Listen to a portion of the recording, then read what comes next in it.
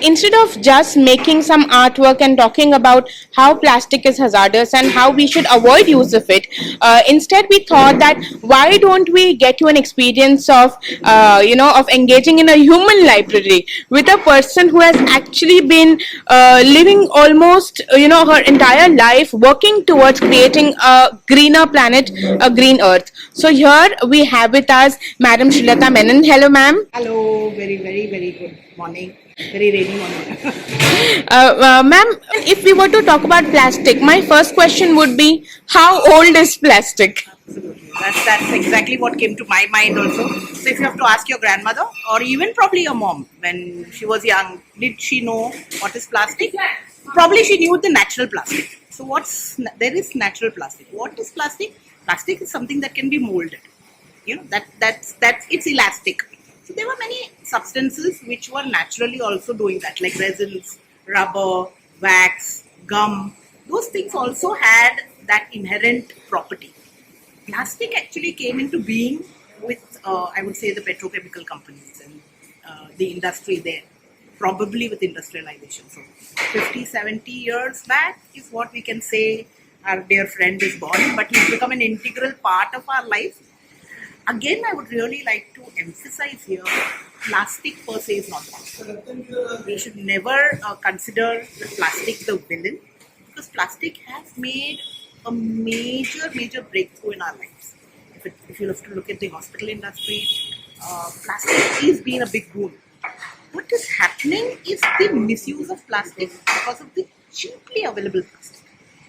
Anything we all agree, when we don't add a proper price to it, it is misused, it is mismanaged, and that's exactly what is happening. The misuse, mismanagement of plastic probably per se is the problem, not the material. It's a wonderful chemical, I would say, a breakthrough kind of Right. substance. Um, so can you tell us a little, background of why do you think in the first place was plastic invented? Yeah, so there are various stories to that. Also, there's one school of thought, or rather, it's not a school of thought. It's actually one of the correct things that, and in the petrochemical industry, there was a lot of, there was a waste material called ethylene that was generated, and to do something for ethylene, to figure out how it can be put to good use, plastic was born, and that happened very it happened very coincidentally, or it happened very abruptly, kind of through an experiment, and they came out with this wonderful white, translucent, transparent material that came and which had wonderful properties. There is one story that says probably an environmentalist actually discovered plastic because he was in love with the elephants, and all plastic material look very similar to ivory materials. So to save the elephant tuskers, to save the elephant from being killed, plastic came into being, and now today plastic products look very much, they can give you that kind of thing. So there are various stories. I would not probably be the right person to say which is the thing, but yes, it did come in through these various interventions, science, and the biggest thing I feel always that humans work at, every problem we try to find a solution. So plastic also came in to solve a problem of having an inert material, a material that will be there for very long, a material that does not react very fast with air, water, heat. So plastic came in there, kind of, and it had all these wonderful properties. And today those properties are the ones that are causing a problem. That it doesn't go off, it's there. It doesn't react, so it's there. It doesn't. It can take water. It can take oil. So even if there are layers of biodegradable waste below it, and if there is plastic above, the thing that is below won't degrade. So all that has today become the problem. So I feel we should really hit and understand from the mistakes that we have made that every problem, please don't find a solution. Try to eliminate the problem. Try to reduce. So here also, it is not saying that, I mean, if I have to say, are you living a plastic-free life? No, I'm not living a plastic-free. But I'm very conscious about what I use. So we need to understand what we are using. We need to segregate it in the true sense. So even if you have a Bisleri bottle, you have 3 grades of plastic in it. So What you have, the tag is one grade plastic, the cap is another grade plastic, and the bottle itself is another grade. So ideally, you need to divide your plastic into that category and then look at recycling. So it can't be just that I put all the plastic together and it's getting recycled. No, it doesn't work like that. So we have to go to that level of understanding. So you have to be very conscious of what you're using. And with that little knowledge, I feel there is a lot we can stop using. Right. A lot we can start reusing. As we all know that plastic is something that is made using the resources that earth has given us, but how do you think that earth responds to it? And that's why I say that we probably won't have to phase out plastic; it will get phased out on its own. Because the main material, the raw material of plastic is petrochemical or the fossil fuels or the oil. Today, in fact, we have some wonderful experiments where Dr. Medha Tatparkar of Rudra, she's making oil back from that plastic. So that is polyfuel, that's pyrolysis, an entire wonderful process, ensuring that the pollution is very minimal and all. So till the time we don't have any other alternative raw material to make plastic, I think plastic will automatically phase out. Okay. So I that's what I feel. Earth always knows how to limit, and we don't have to teach Earth that. Earth teaches us many things. If this is the scene, this is how it is going to go on, and we're going to create plastic from the petrochemical industry. It will get rid.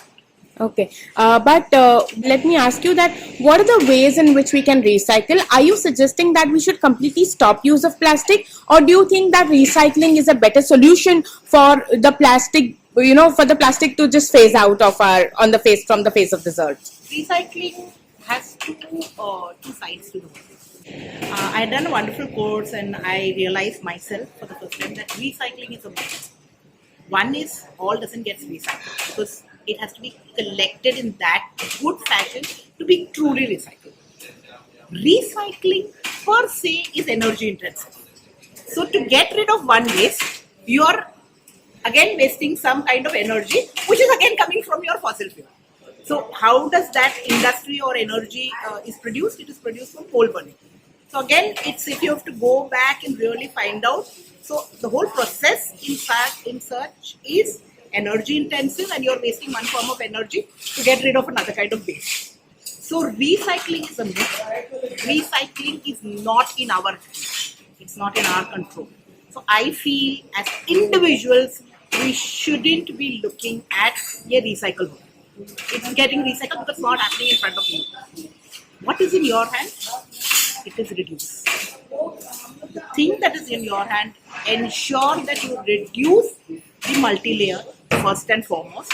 You can definitely stop all the sachets that come with all your takeaways. Ensure that when you want to take away food and things like that, you can carry your own tiffins and get your food. Ensure that if you eat more local stuff, then you will ensure multi-layer packing out of the scene, because all the wafers or all the eateries that come in multi-layer probably are bigger companies. The local ones who will give you stuff will be just plastic. It's only one layer. That's easier to recycle. Multi-layer is very tough. So ensure that you eat local kind of thing. And if you can't reduce, ensure that you reuse. Reuse correctly. It has to be, you really seeing, because even there's a whole school of thought that a cloth bag per se, also if it has to really become sustainable, it has to be used 7,000 times. So my mantra is, how much do you really need? Please try to address that. Please try to understand that and live by that.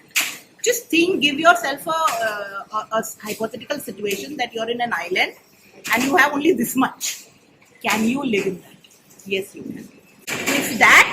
If you change your address from Tower A, Society this to, I live on the planet, Mother Earth, which is in a solar system. If I understand that my Earth is my home, I will not litter it. I will not abuse it. And I will take care of it. My address has to be changed. Absolutely. Thank you so much, ma'am. And I think we need not ask you that what are the alternatives to plastic, because I think that all this already speaks about it. You know, the kind of bamboo, the jute, and what is this, All ma'am? these are all traditional stuff. So this is all what was used once upon a time. So if you see in Karwar in the south, this is Wala. Wala in Marathi, Hindi mein khas. South mein it's called Ramacham, vetiver. So it's the root of a grass, and it's highly medicinal, and it's highly it's wonderful to remove your dirt. And again, it's got cotton thread. We Okay. have some wonderful agarbattis, dhoops. So all these dhoops are made with cow dung and neem and all antiseptical, antibacterial, antiviral kind of properties. Kumkum again is today so synthetic that it doesn't come off. So this is just a mixture of haldi and lemon. So when you mix haldi and lemon, you get this color. If you take the fragrance, you'll get wonderful organic haldi. So all these are some. This is sparkle, something that we used to use once upon a time to wash all our utensils. Copper brass is only wood ash, tamarind, citrus peels, rita. So all that is powdered and made into this wonderful thing called sparkle. It's amazing. We have some wonderful. So every year we are used to using celebrating Independence Day and stuff like that. We have those either plastic paintings of festoons of patakas or paper, which can be used only once. This is made by the Rajasthan NGO, which is totally washable and modular. So you have the press buttons in the end, and you can keep increasing the length. Wow. These are little efforts that are being made Nice. by I feel wonderful people. So that's the second part of my journey. The first part and my main this is always to be eco-friendly to save the planet. But how do you do it? How can a normal man do it? Is visit Menon's Environment Exclusive. Beautiful, lovely. So I think, ma'am, as you have, very clearly said that there is enough on this earth for everybody's needs, but not enough for everybody's greed. So thank you Not so for much. our greed. I feel no animal is as greedy as us. No species. Absolutely. We're living in one of the hotspots of the world. Yeah. That's the Western Ghats. And we don't know how much wealth we have. Right. Yeah, घर की दूध मुर्गी दाल बना. All the wonderful things that we as India and Indians have. Right. So I think, that it is time that we, start to learn more about Earth. And as you correctly said, I think awareness is the first step towards creating a sustainable world. So, yes, I always say that the three A's: awareness, activity, and then action. awareness, activity, and action. So, yes, on that note, thank you so much, ma'am. Once again, it was a pleasure talking to you. Same here. Same. Thank you. Wonderful. Thank you.